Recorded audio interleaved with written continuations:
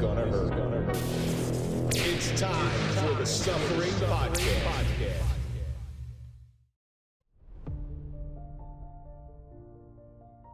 The father taught his son to listen to the woods before speaking. To hear the wind move through the trees like a quiet lesson meant only for them. Side by side, they walked trails worn thin by time, sharing silence that felt fuller than conversation.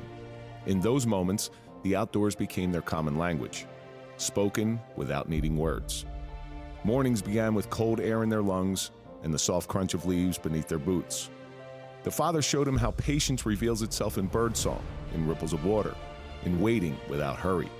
The son learned that nature wasn't something to conquer, but something to belong to together. As years passed, the boy grew taller, but the bond stayed rooted in the same earth. Every river crossed and fire built carried the weight of memory and trust between them. Out there, under the open sky, the father and son were always exactly where they needed to be at that moment. I'm Kevin Donaldson, always here with Mike Felice, and welcome to the Suffering Podcast. If you're a fan of overcoming adversity and overcoming suffering, then we're for you, because that's what we do here, and that's the stories that we highlight. So do me a favor, hit that like button, subscribe to the channel, please comment, ring the bell so you can get notified of all of our new content, and now you can join. And of course, follow us on all social media so you can find out what we're up to when we're up to it. On this episode of the Suffering Podcast, we welcome another Lyndhurst guy coming in here, and that's Travis Mareglietta. I was trying so hard not to butcher your name. I have a very hard time with the Italian names, but thank you very much for coming in. Kevin, thank you for having me. And first and foremost, I have to thank Mike. It's an honor just to be here today. Yeah, he was a good dude, and I just did this on the time of this recording. His episode, which was episode 9, which you'll see on my cup right here, was the first time he was in studio, because I had done 8 episodes without him. He wasn't involved in it. And I brought him in here, and the ebb and flow we had, it was lightning in a bottle. And that had aired on February 24th, 2021. So, for a long time, this guy sat next to me, and I said it on Instagram Live that he was the best co-host it could ever have. He was the best. God, sometimes I wanted to punch him in his head, but for 95% of the time, I loved him dearly, and I still love him. But before we get into anything, let's throw a big shout out to our marquee sponsor. That's Toyota of Hackensack. We don't trust anybody as police, and we certainly don't trust anybody as podcasters, but we do trust the guys over at Toyota Hackensack. So if you're looking for a car, go to toyotahackensack.com and let them find you a car. Also tell them the Suffering Podcast sent you. And don't forget to go to the Suffering Podcast, get yourself some Dented Ace coffee. All proceeds, 100% of the proceeds, go to Dented Development Project to help first responders and their families repair dents caused by suffering. And it's a hell of a cup of coffee. So Travis, each week, you watch a couple episodes. Each week, we take a question from our audience. This question comes from Papi Chulo. Papi Chulo. Papi Chulo. When in your life did silence teach you more than advice ever could? Oftentimes you have people just chucking advice at you like spears. And some of it lands, some of it doesn't. Some of it isn't for you. Some of it is out of their own life. But there's times when all that noise, all that background noise seems to stop. And for me, that's when the best lessons happen. So tell me some time when silence taught you more than advice. You ever hear the band Depeche Mode? Sure. Their number one hit, Enjoy the Silence. So probably the year after my dad passed away, he passed away end of 2006, November 28th. And 2007 was just, that was just a rough year. Probably the toughest year I've ever had in my life. And you would think, just going through that, seeing your dad commit suicide in front of you, all your family members would be there for you. But I felt subconsciously that my family members, they kind of put the blame on myself. I had a part. And they weren't there for me. And I'm just being honest with you. And that's why that year was so tough.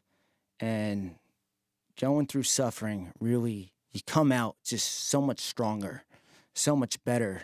It just takes time. Yes. The time in between your self-realization and the initial suffering and that growth period in between, man, that's a tough time. That's a really, really hard time to deal with. And when you're not having the support of your family, and you're left to your own devices, that's really when you're going to find out who you are. And I remember the first person to really, my uncle John, who I started TBO with, he lived across the street, and I didn't really see him maybe like 3 years after. My Uncle Russell, my godfather. I don't want to get into all the details on that regard, but I remember the first person that reached out, had my mom and myself over, was my cousin Peter, which I sent you the thing about. His daughter. He wound up losing his daughter in 2016 to a murder-suicide. My cousin Peter, just above and beyond, just a great person. And I just want to just mention that today is my father's birthday. He would have been 67. No kidding. Not Don't say 67 in front of young kids, okay? That whole 6'7" thing, I don't get it, but they say it all the time. I got 2 young boys, so yeah. So here's the thing about advice. Advice will become noise, okay? You when you're going through something tough, when you're going through a trial in life, people are very, very giving with their advice. Yes. Even if they can't live their life, they couldn't live out of a paper bag if they couldn't fight their way out of a paper bag. So you'll get all this noise. It's all background noise. It's all static. It's not until you can tune that out or shut that down for a moment, and you can actually process your thoughts. You can think about all these scenarios that are going through your head, especially something that you have gone through, the would've, could've, should've's. That's when you find out who you are, how strong you are, your ability to overcome any of this stuff. For me, the silence taught me how to listen to myself. Okay, because I'm a big believer. At 51 years old, I am a big believer in listening to your gut, listening to that internal voice, guide you whatever way is proper. When I was at the worst part of my life, I went out and sat in the woods for 3 days. I sat in the woods for 3 days with a bottle of water. It wasn't a well thought out plan. But what it did was I was listening to everything around me because the noise was shut out. Okay? And here's what I learned. I learned that I can do this. It's going to be hard. It's going to suck. But as long as I'm willing to stick with it. So that silence taught me a little bit of resilience that I didn't have. I didn't go out there to kill myself at that particular time.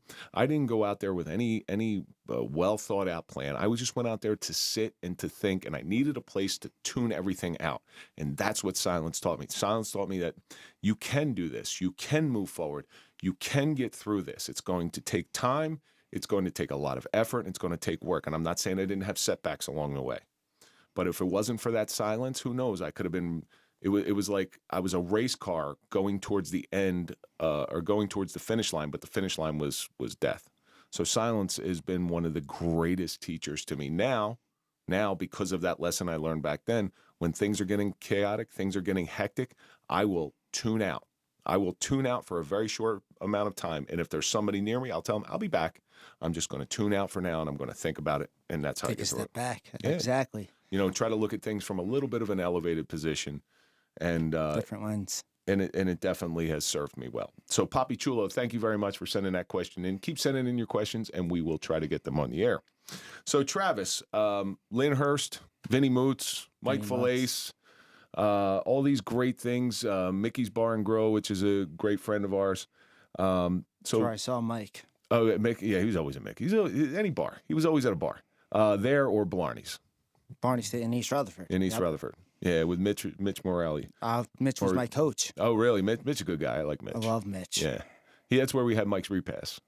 Yeah, that was good. So Blarney Station was a big thing. As a matter of fact, for their St. Patty's Day, because Mike ran security for him, I was hired to work there. I used to bounce when I was a kid, and as an old man bouncing, you're like, well, I don't want to do this no more. It's just not for me. I did it 1 year, and that was it. So why don't you tell us a little bit about yourself, how you grew up, I know you grew up in Lyndhurst, but how you grew up? So my first 2 years, actually, Mareglietta is an East Rutherford name. And that they came from a town from Pereno, Sicily. Great-grandfather, maybe 1916, something like that.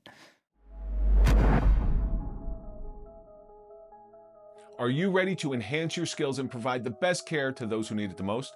I'm Kevin Donaldson.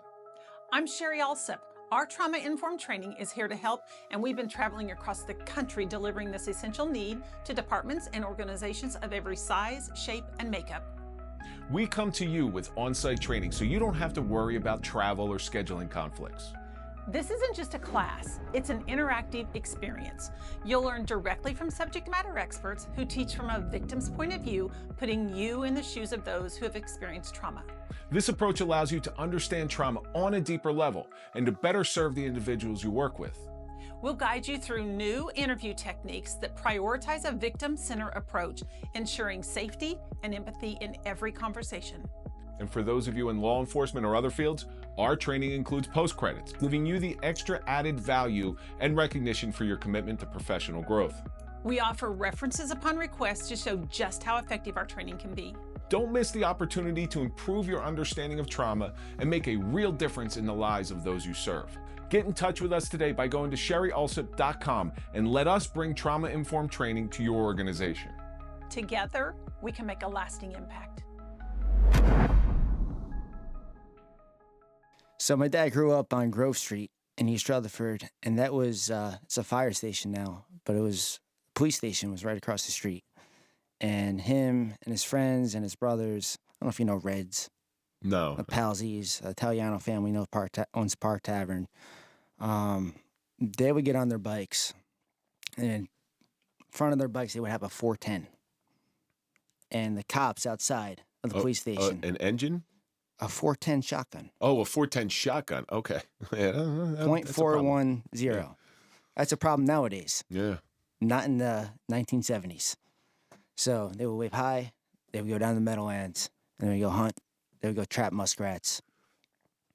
So he grew up, he was exposed to that, and he would do that almost every day. You lucky you don't find something different than muskrats in the Meadowlands. that was the dumping grounds. Yeah, so my dad grew up hunting and then fishing. What would he do with the muskrats? Just curious. He would sell them. He would sell them to where? Fur traders. No kidding. He bought his first boat with that money. I believe 1976, 1977. His 6th grade teacher was Dick Vitale. Dickie V. Dickie V. So here, I have a picture of him. Like, here's Dickie V in the center, and here's my dad, two people down, and 2 persons down. And so very interesting stories. Les Cason, I was talking to a buddy at went to a Daytona 500 party, and my buddy brought up Les Cason, a 6'10" basketball player, and he was supposed to be an NBA star, but he was too dumb to make it into college, and he lost his way, wound up getting AIDS, and died in the late 90s. That was Lou Rowe in Atlantic City. Maybe I should. Well, what the hell? Lou Rowe went to Atlantic City High. I knew him. He had to take the SATs a lot in order just to get 700 so he could get a ride.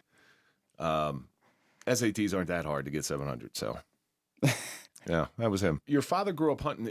Was it ever outside of the Meadowlands, or was it all local? Did he ever go out like PA deer hunting and stuff? I wouldn't say PA. He got himself a mentor. His cousin June's husband, Bob Eustace, just turned 81. He's building a house right now. They live out in Lafayette, so they would take him. They look at. They would go for. I'm trying to think of the name of the bird. It's on the tip of my tongue. But anyways, my dad, his youngest brother, and I call him my Uncle Paul. He's my dad's good friend. There we go, and they would scream out. Pepper Johnson was a big name at the time. Pepper Johnson, just to like call where you're at, like, and it'd be in the rows of 3, 1, 2, 3, and just to get going after this bird. Grouse. I just thought of it, grouse. That's right. I have a picture of my dad, his first deer, with the bow and arrow. He shot it in the head. You're not supposed to do that. Supposedly. Every deer I've ever killed, I've always shot in the head. And I'm not a hunter. I just shot them after they got hit by cars and put them down. I always shot them in the head. I hated doing it in the heart because you can miss. Yes. It's a very small target. If I shoot them between the eyes or in the eye, Because all I want to do is, so my problem with hunting is I love animals, right? I eat meat and I do my hunting at the supermarket like a civilized human being. But I have a lot of friends who are hunters, and I'm always willing to take the meat because I know it's good meat. It's already been butchered and everything like that. But I always had that problem with, I could never because I had dogs growing up and everything, and I could never separate myself, my own personal feelings with killing of an animal. Mm-hmm. But if you think about it, it is, if you eat what you kill. Yes. Because just drive down the road, and this is the heartbreaking thing of this. Just drive down the road, see how many deer are hit by cars, and they're laying on the side of the road, and the only thing they're feeding is vultures. Turkey buzzards. Yeah, they're feeding. They could be going to families that need them. And one of the coolest stories I ever heard is Ted Nugent. So Ted Nugent, he's a fucking lunatic. No, But he speaks his truth, though. Speaks his mind. He has a nonprofit. So their wild pigs are a problem in Texas.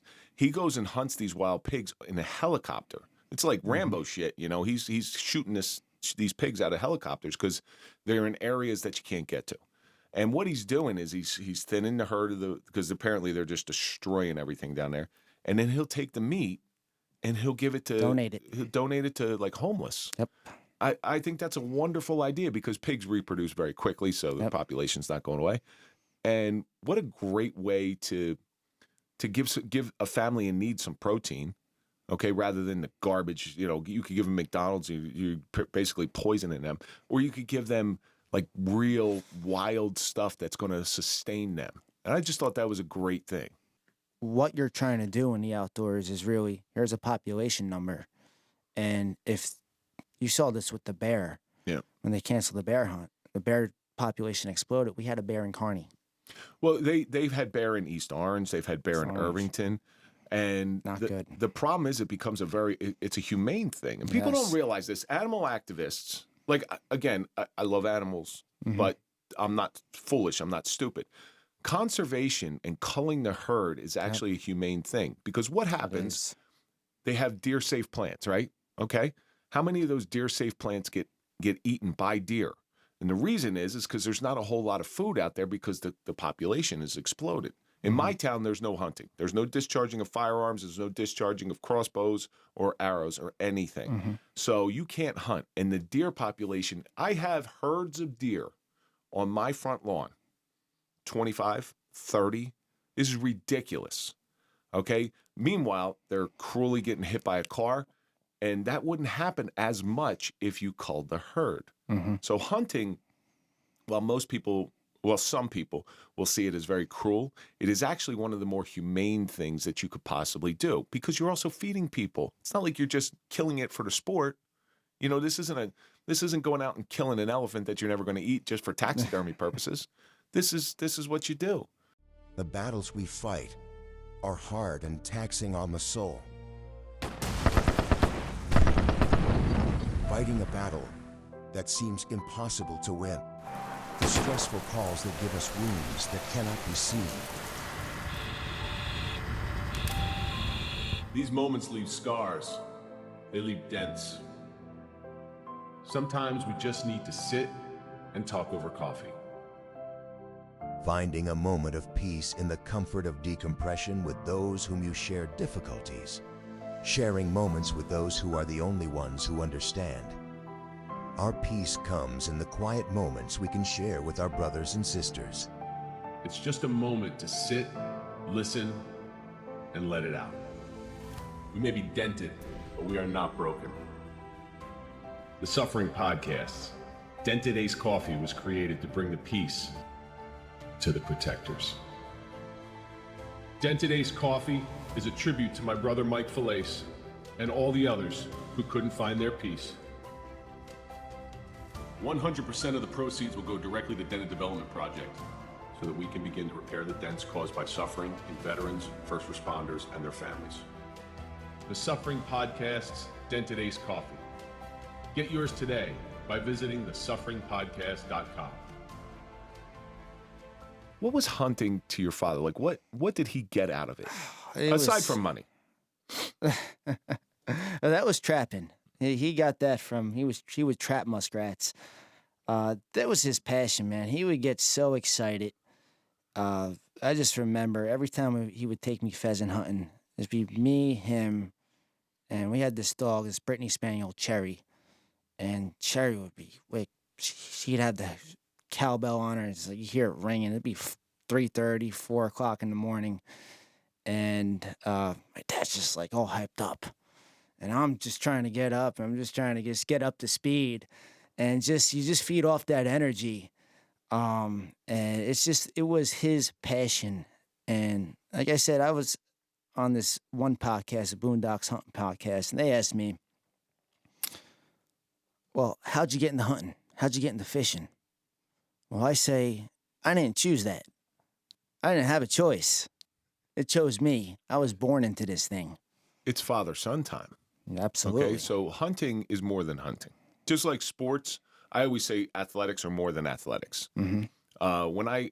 When I'm taking my kids to practice, I'm usually coaching them.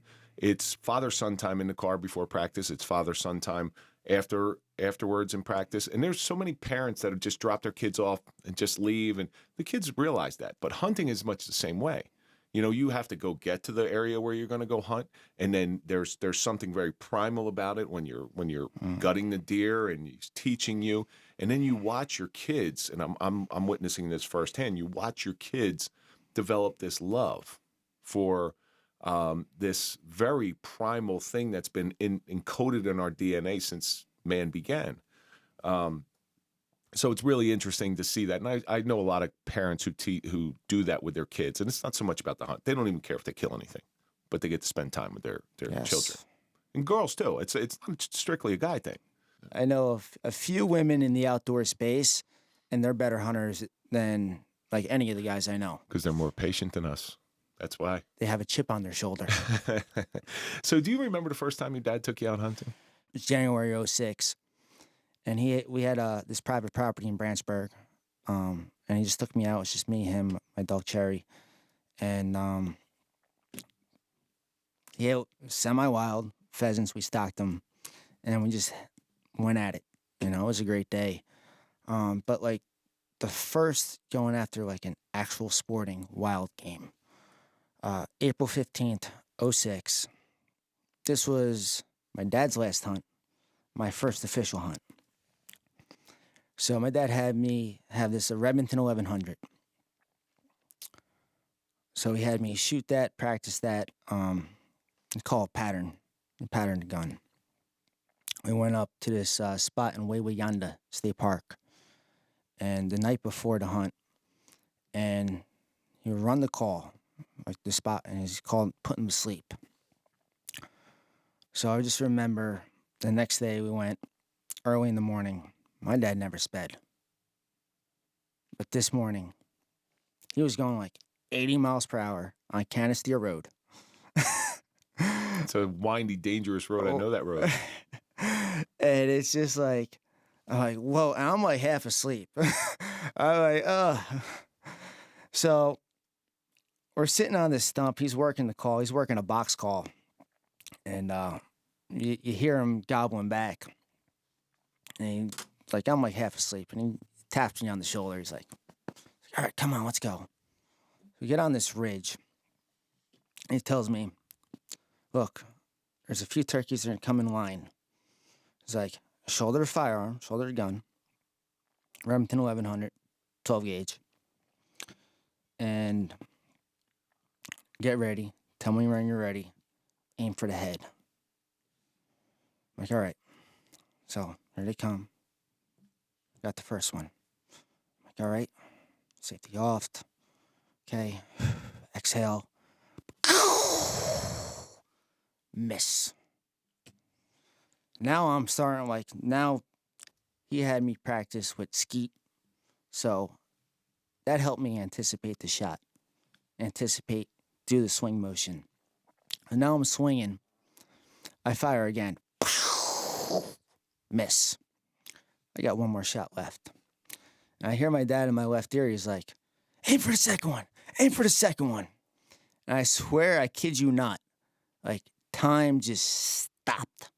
Like, I don't know if it was the adrenaline but I just entered into like this different mode. I call it kill mode.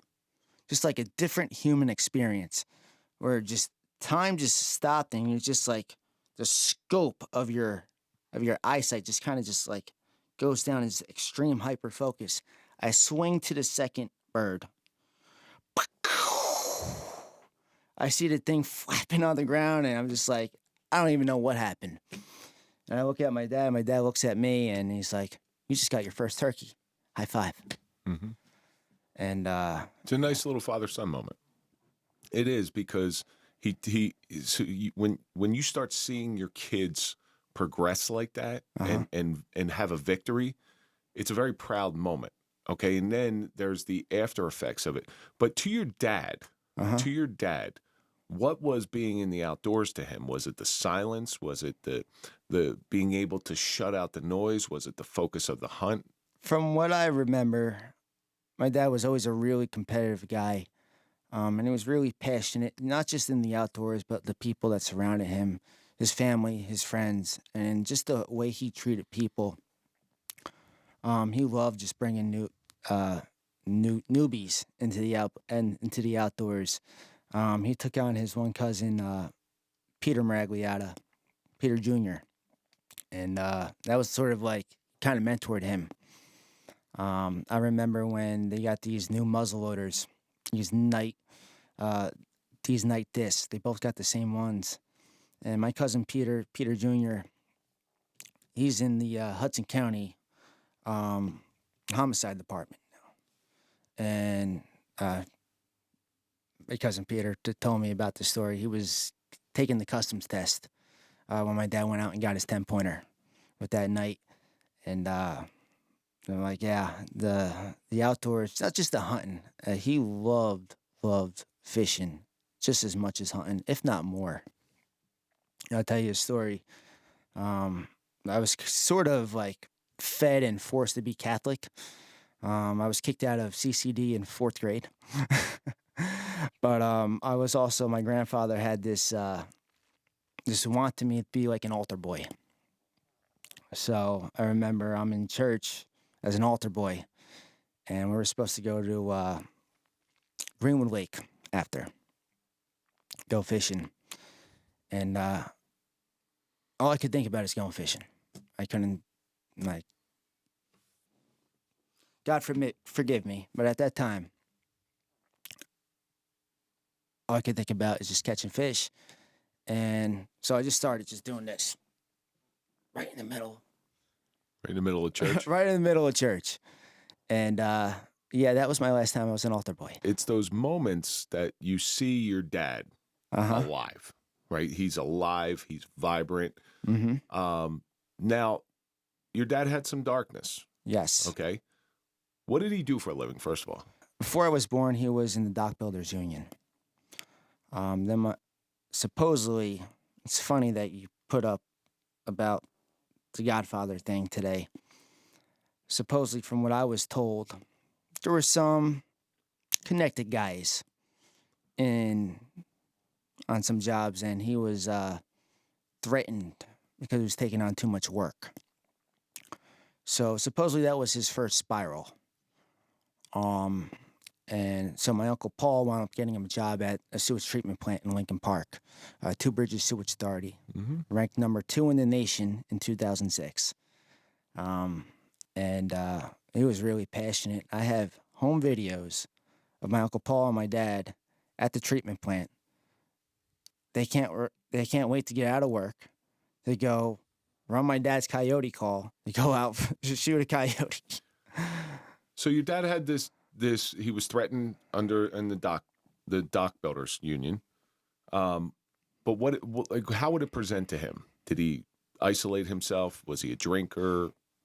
My dad, I think I probably only saw my dad drunk maybe once or twice.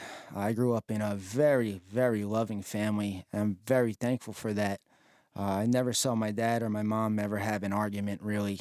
But you said he had a spiral. So what how did that present to him? Like, what did that do to him? I wasn't even born at the time, or I was just an infant. he would suffer this like depression or maybe like a manic episode, and maybe 3 or 4 months, he had to be like watched. Um, that's what I was told. Then I'm gonna say '01, and I remember '01. It's right before 9/11, maybe spring of '01, Mother's Day. Uh, I'm at my friend's house, 2 houses down. The ambulance is outside. They took my dad to the hospital. I was told that they're checking him for brain cancer. What I didn't realize at the time was that he tried to commit suicide.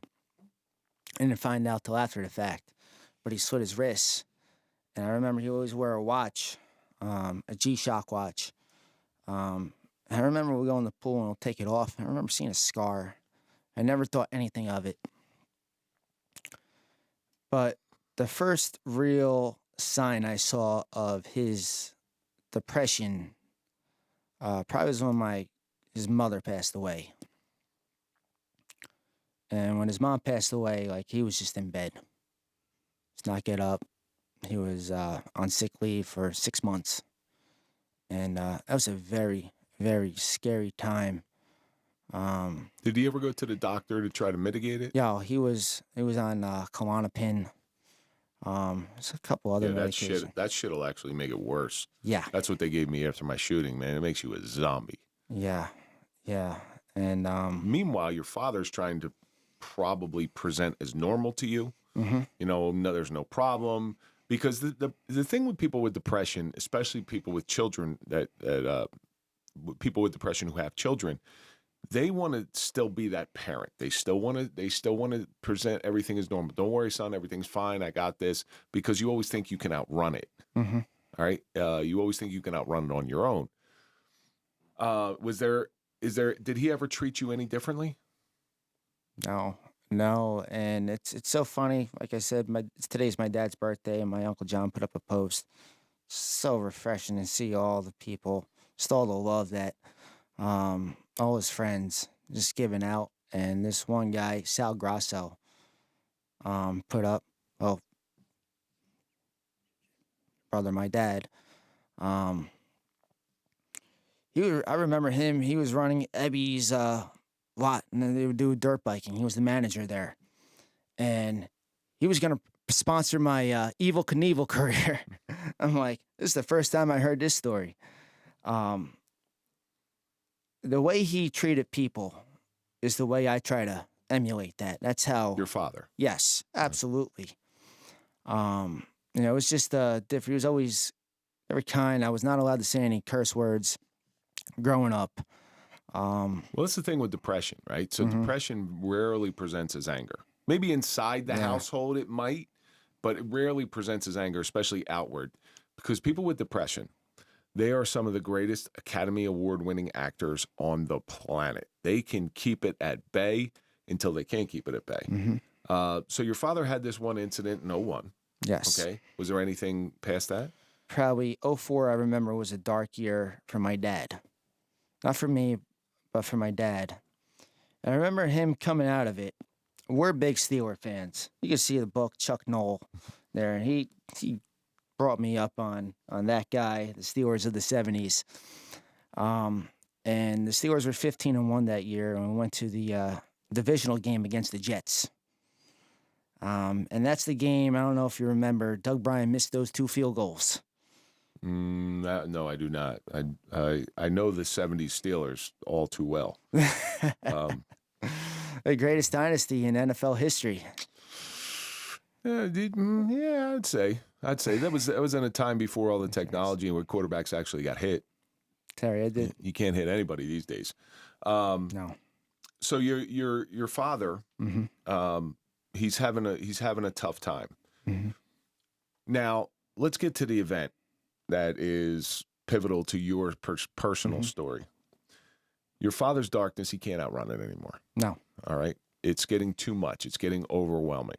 Why don't you walk us through how the end of your father's life came about? Yes, so I got myself in a little trouble in school. I take responsibility for that. And so, this really affected my dad. And I saw, like, my dad was the first half of '06. Steelers won the Super Bowl that year. That was their 5th Super Bowl. Jerome Bettis. Jerome Bettis, the bus, baby. And then we got the turkey, and I was ranked number 1 in my class. So it was like a really high. It was a really high. I just remember going on vacation that year. We went to Bermuda. We took a trip to Washington, D.C. That was the last trip we took. And Alexandria Town, Virginia. And then just the fall, it's just like and it's just like a cliff. And I really saw my dad like get depressed during that time. And I just remember like that morning, I was up like 5 a.m. I woke up, on like 2 hours of sleep, and just hearing screaming. I'm like, what's all this screaming? It's just a loud big. And I get out of bed. I fall out of bed. I don't know what's all this screaming about. I'm just trying to get my bearings.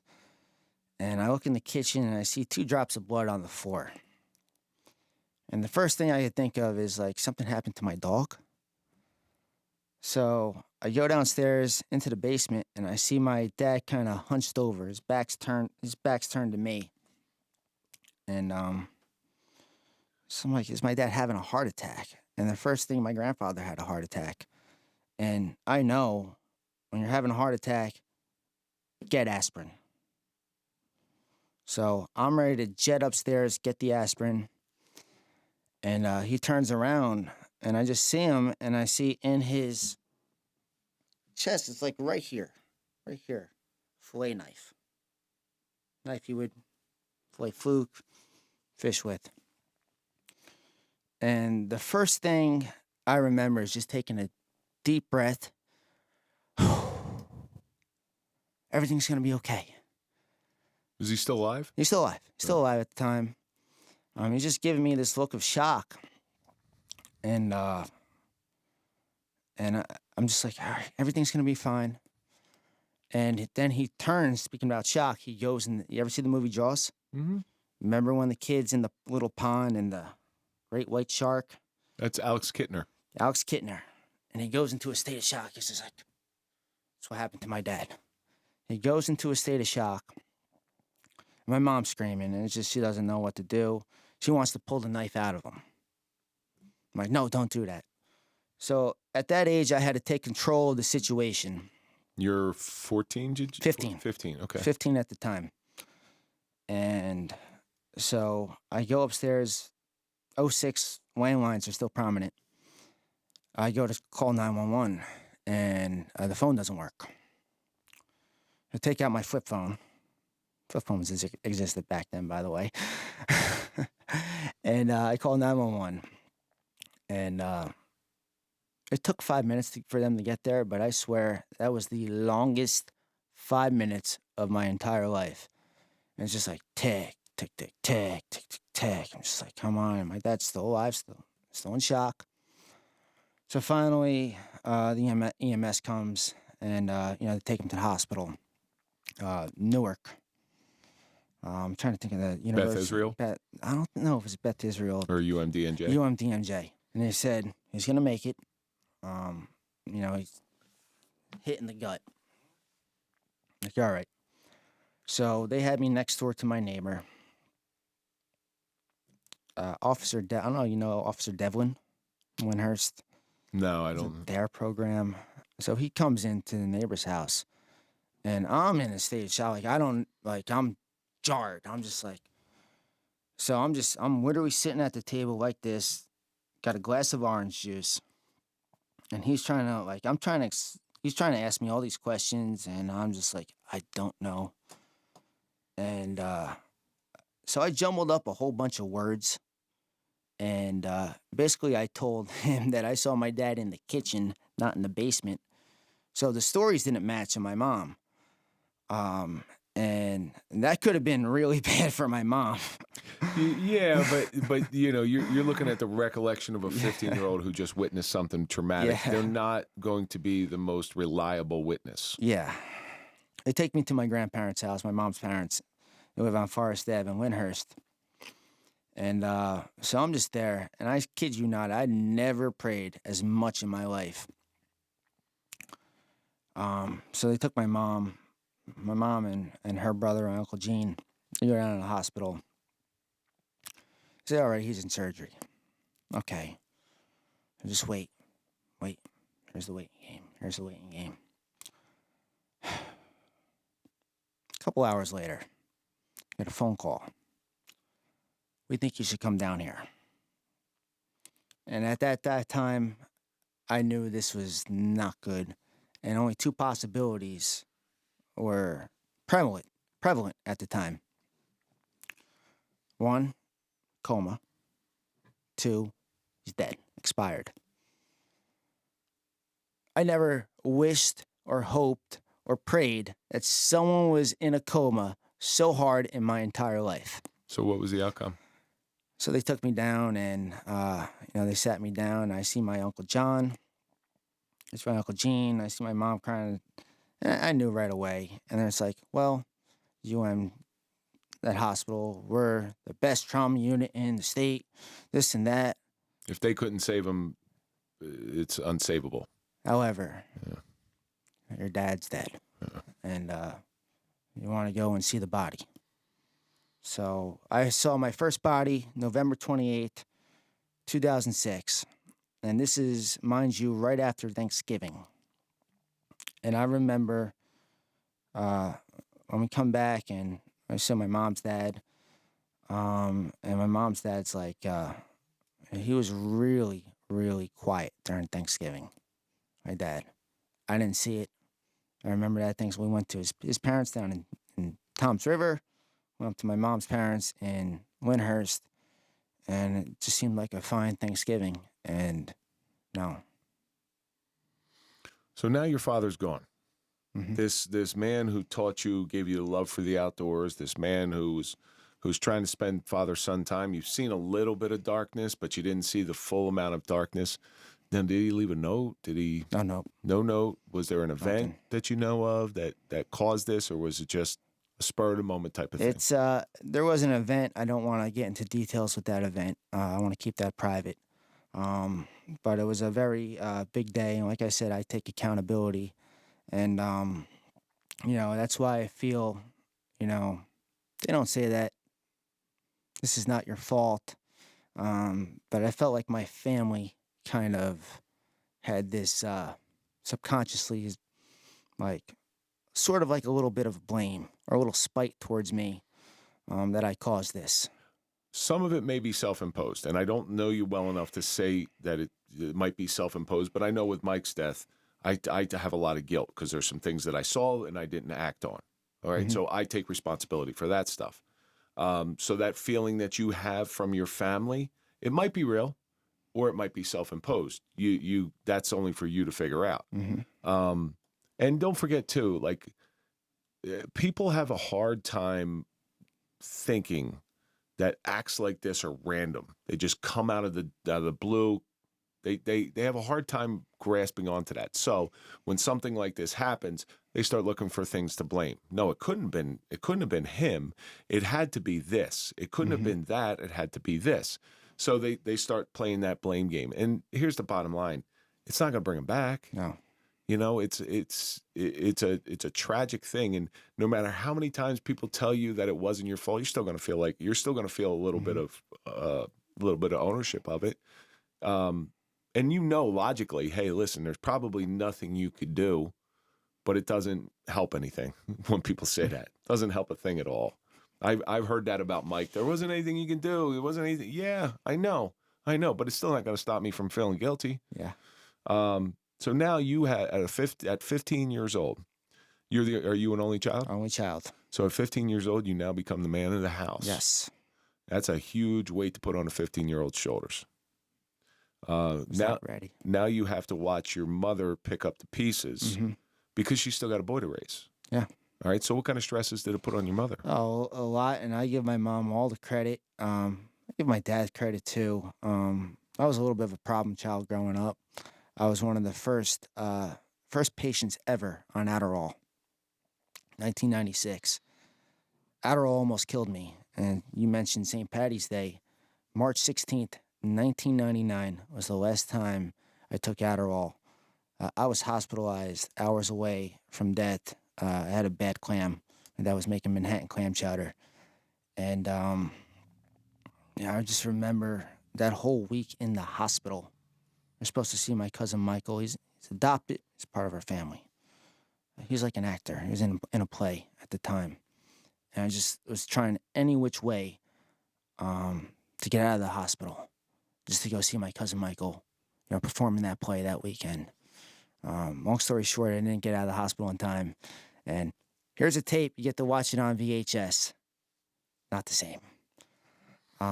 But just going back to my mom, just talking about it the other day, how she was just getting called, how I was just getting in trouble in school and stuff like that. And, my dad kind of put the guardrails on me, put the focus on me. And like I said, you do anything you put your mind to. And I was number one ranked in my class in Winters High School at the time, and wound up actually transferring to Paramus Catholic literally 3 weeks prior.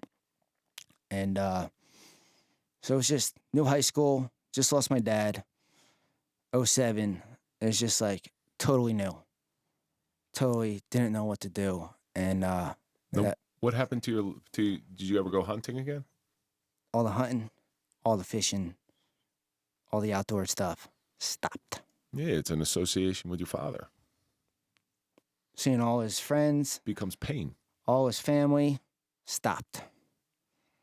And I felt very lonely. Even my friends, I was sort of gotten like a red X. I mean, I don't hang out with Travis for a time or a few months, a couple months. I didn't see any of my friends, and it was like really dark. It's a really dark moment. And so just the fact that Paramus Catholic was, just a little far from where we lived, my mom wound up transferring me to St. Mary's my junior year. And I'm so thankful that she did. Just the relationships that I brought on. You want to talk about a brotherhood. Going from a public school to a Catholic school where people from different towns, different ethnicities, different races, and on our football team, like it was just like, okay, we're all different, but we're all one brotherhood. So I want to go back to your father. I want to go back to your family dynamic. Mm-hmm. All right, so there's this big gaping hole inside. Yes. Where the hunting and the fishing stops. All those loves that are associated that were once pleasurable have now become painful. How long did that last? I'm going to say the first time I went back fishing was '09. Me and my buddy Tom went up. I think we rented a boat out, like a pack hong. And I remember going to Point Pleasant Canal. We're catching blackfish. In late '09, fall of '09. It's like, all right, so the fishing found its way back. Then I had this buddy of mine at St. Mary's, Kevin Russo. It's like, me and my dad, we go pheasant hunting. You want to come pheasant hunting with us? Absolutely. So now the fishing's back. The hunting's back. Michael John gives me a call. It's like, invites me over for dinner. Venison backstrap. He's still hunting, my Uncle John. So basically from when all that stuff stopped to a few years later, everything kind of worked its way back. You had to re-find your love for Yes. what that was. Yes. Now, let me ask this question here. So depression has been theorized to be genetic. Okay? It does get passed down from generation to generation. Some people are able to live through it and endure it. Other people, such as your father, could not. It doesn't make them any worse, any better. It just makes them better actors, I guess. Do you ever look inwardly on yourself? Like, do I have that gene? Did it pass me by? Do you ever have your moments of lowness? And I'm not talking about when your father died, because if you weren't low then, I'd say you're a sociopath or a psychopath. I'm talking about just normal, hey, life's sailing, life's pretty good, but you just get that little melancholy, you get that little sadness in there. Of course, that's something you can't run from, and that's why you go into the outdoors. That's why you look at, natural. I always believe in finding the root cause and finding the natural treatment. I was looking at a couple statistics where I came on.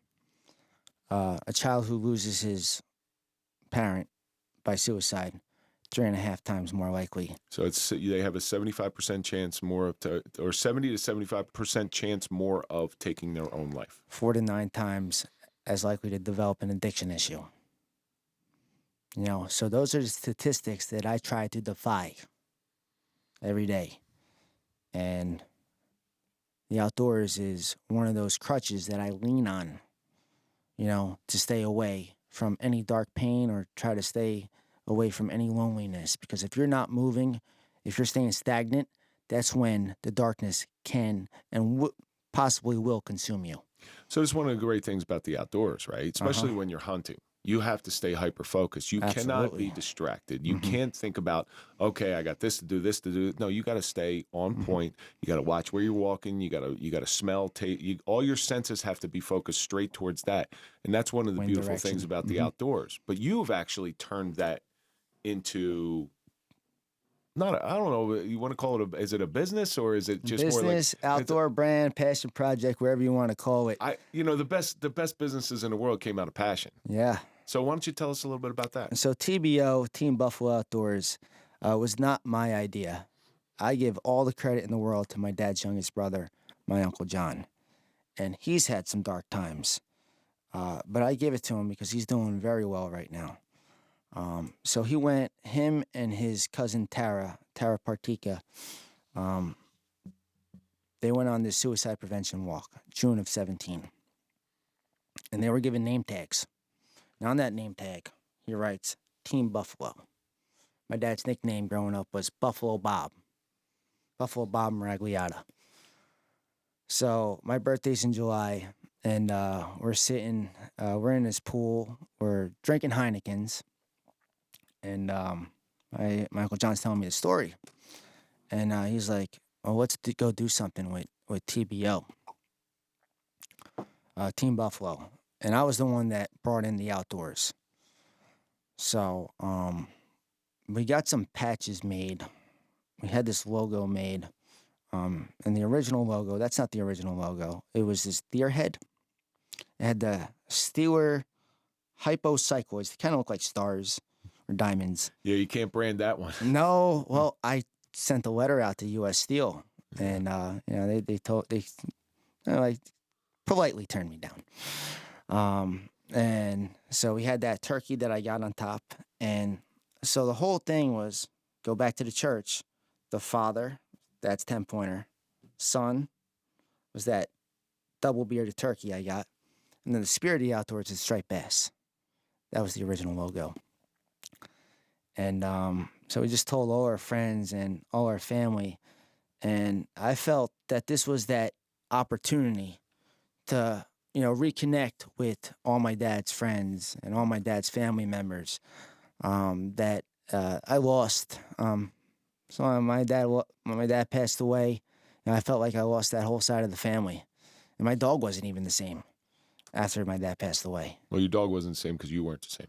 Yeah. Your dog picks up on your energy. So do you know the story with Buffalo? So it's funny that it's called Buffalo. And when I first heard this from you, do you know how Buffalo react during crisis?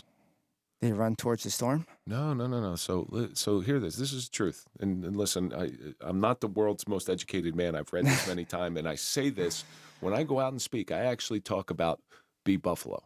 Okay, so if you're out on the range, on the open prairie, and you have a herd of cattle, and this big storm comes, and as soon as that lightning strikes, you will see the cattle scatter. They'll scatter in 17 different directions looking for safety. And then the ranch herders got to go get all the cattle, and some of those cattle get away.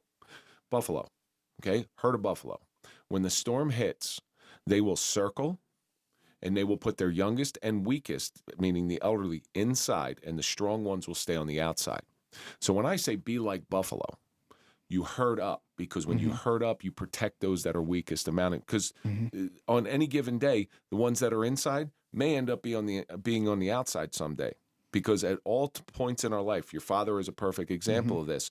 Some days we're super strong, and then some days we're not so strong. So if we herd up with those people around us, like buffalo, we can keep our most vulnerable safe. All right. So when I heard Team Buffalo, and I'm like, that's a perfect name. That's a perfect name. So you herd up like buffalo. You have these outdoor adventures. Now tell me what Team Buffalo does. We're an outdoor apparel and media company. We have a YouTube channel. We have, get this on our website. I know you're going to be posting it on the link below, that hat on the website. And really, our whole brand message, we have two.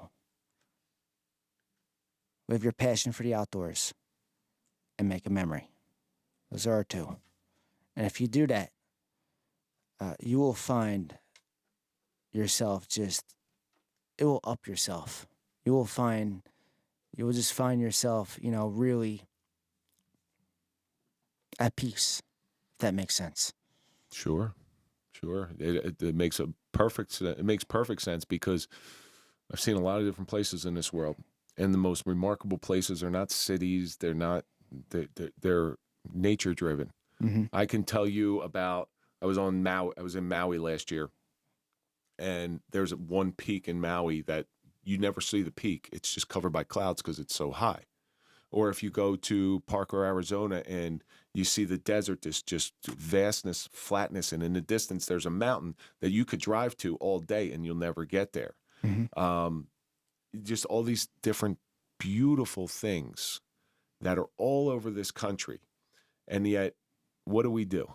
We're on our phones. We're looking at things. We're looking at pictures of these beautiful things, which pale in comparison until you get out there and you see it. Even in New Jersey, some of the canyons and some of the valleys and some of the big peaks out in western Jersey, they're gorgeous in the Appalachian Mountains. Yes. They're absolutely gorgeous. Go out there during the fall. You will never see a paintbrush painted by any other hand. I mean, God's paintbrush is amazing. So I get it and I understand it, and I think what you're creating. You're creating a form of therapy. That's what you're doing. You're creating a form of therapy. So, so how can we find Team Buffalo? Our website, teambuffalooutdoors.com. You can look us up on Instagram at Team Buffalo Outdoors. You could also, we're on Facebook as well, or you could contact me directly, contact my Uncle John directly. And if you have any questions, anything about the outdoors, or just looking for a hand, we'll be there for you. All our teammates are welcomed at Team Buffalo Outdoors. How about you? You have personal social media that you want to give out? Personal social media, Team Mareglietta on Instagram, but I'm not really that active on it. Most of the focus is on Team Buffalo Outdoors. And now, is that what you do full time now? I do. So I'm actually in the TV and media industry, and we were the first industry affected by AI. Our biggest client is MLB Network, so I was able to. I shot a commercial with Alex Rodriguez, the World Series. Big dude. Great dude. He's bigger than you think he is, because I walked past him in New York. Yeah, he's bigger than you think he is. You speak about giving back. The whole point of the commercial was he was giving back a Chevy Suburban to the Boys and Girls Club of America. That industry, I tell you, I saw some of the things I've been involved with just TV. How I got into it. My buddy's dad was one of Ted Turner's first 10 hires. He's been in TV production for many years. Kevin McCaffrey. So I needed to get a mentor. He likes to fish, so I took him fishing. And one thing led to another, and that's how I got into it. But one thing that really stood out to me, we were in New Orleans. We were doing a live stream for Lil Wayne. And I was the AD on the job. So I had like 30 PAs underneath me. and we hired a camera crew from the Superdome. And this one lady, she was on tight cam. I wound up having to fire her, and I had to take over the tight cam. Now, I don't know rap music that well. So this one opener was Migos. And I know a couple of their songs, but I don't know them too well. So I got headphones like this on. I got the TD in my ear. And I keep on, I think his name's Offset. I keep on getting the tight shot of Offset. And he's not the main act. But anyways, 2 days later, he wound up going on Route 10 and playing dice in Houston and getting shot. That was his last performance. So all the shots that I got on that show was showed on TV. You know, So Travis, we're coming to the end. Mm-hmm. All right, hour goes quick. Very quick hour. So we know where to find you. We know where to find Team Buffalo Outdoor. But there's a question that I want to ask you, and I've been ending the show the same way forever since the show began. So you've gone through a pretty fair amount of suffering watching your father expire the way that he did and leave this earth way too early, and then have to grow up without him, losing your love for the outdoors, which was a bond that you shared with him. And there's a lot of suffering involved in that. Yes. But suffering is the best teacher that you could possibly ever have. Yes. So if you had to pick out one lesson that you've learned from this suffering that you've endured, what do you think it would be?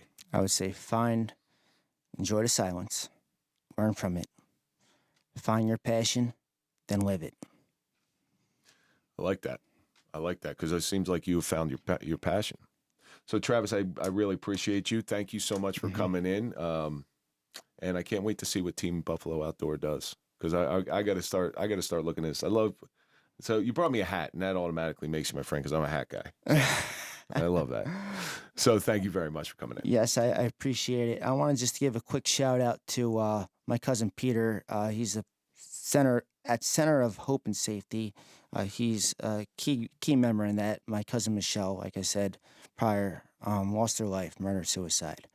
And just what he's doing, that's the biggest tragedy in our family. So I tip my hat to him. And Kevin, I really appreciate you having me on here today. Well, get me in contact with your cousin. We'll talk about that as well. Yes. And that's going to do it for this episode of the Suffering Podcast, The Suffering of a Father's Death with Travis Mareglietta. I get that right? Yeah, I get that right. And let's think about all the stuff that we learned. Silence can deafen you or clear your mind. What we see as cruel may actually be a form of kindness. You can only outrun darkness for so long. Focus can shut out the noise. Be like Buffalo. But most importantly, enjoy the moment and make a memory. And that's going to do it for this episode. Don't forget to go to popple.com, put in the code TSP20 for a 20% discount on your digital business card. Follow us on all social media. That's Instagram, Facebook, TikTok, Clapper, LinkedIn, OnlyFans. Follow me at Real Kevin Donaldson, and of course, follow the Suffering Podcast. And we will see you on the next episode.